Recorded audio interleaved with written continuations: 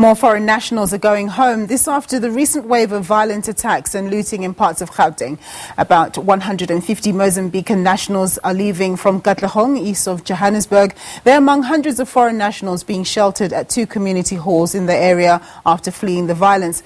They were uprooted from their homes in the Mandela informal settlement and Katlehong's Nhlapo section. A group of Zimbabweans are also believed to be travelling home. Yesterday, about 300 Nigerians returned to their country of origin. Well, for more on this story, we cross to our reporter Gillian Pillay, who's standing by for us in Katlehong.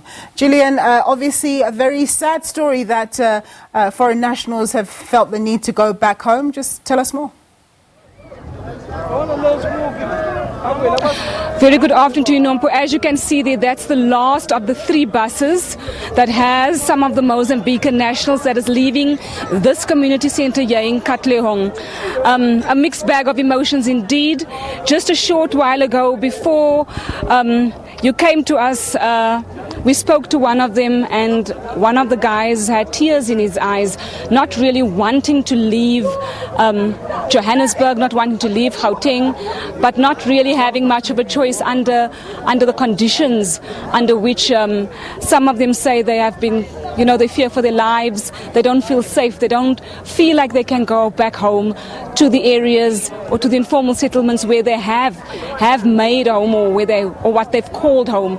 So really a mixed bag of emotions. Even the humanitarian aid workers here who have been with which have been with some of these 150 women, children and men for about a week now, because they've been staying here since last Thursday.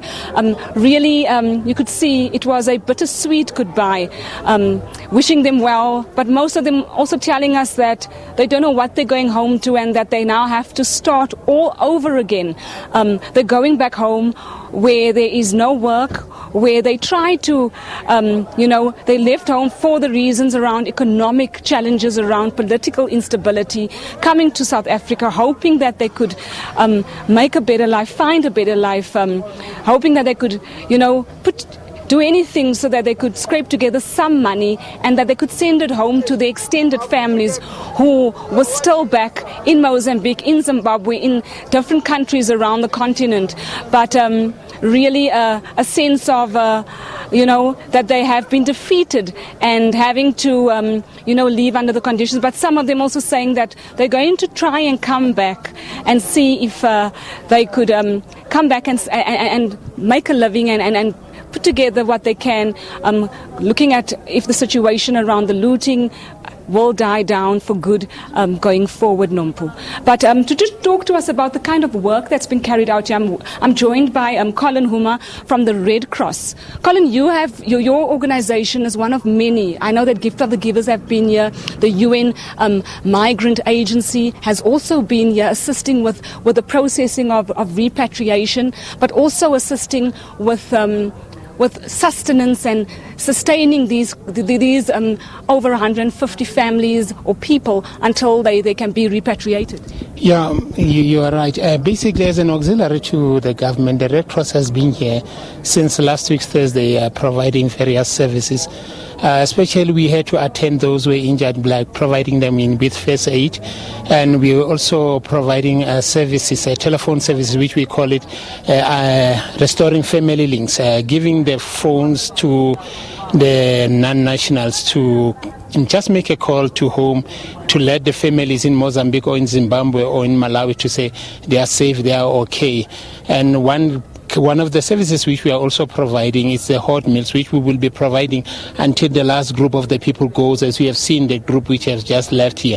But also what we would like to appeal a lot to the communities and the private sector, just to give more donations to us, as although we are an auxiliary to the government and we are one of the organizations which are providing services, we cannot do anything without the assistance or the donations from the families. We will appreciate that if they could do that. And so far we have been having volunteers who are here at least 24/7 providing various services. As I've said, one of the services which is RF, which is restoring family links. And most of the people here, they were very happy because they managed to call their families, and so that they could call. And also the families at home, they were more worried to say, are they okay and all that.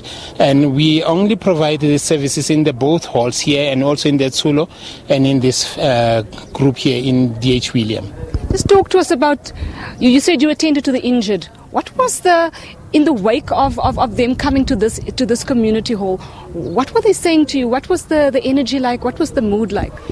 Well, most of the people, as I'm saying, that they were very disappointed for what has happened to them, and they didn't understand really. They didn't understand why they were attacked, because they've been living with the community for long. And after all, being a humanitarian organization as the Red Cross, we also condemned the attack of the foreign nationals, and yeah.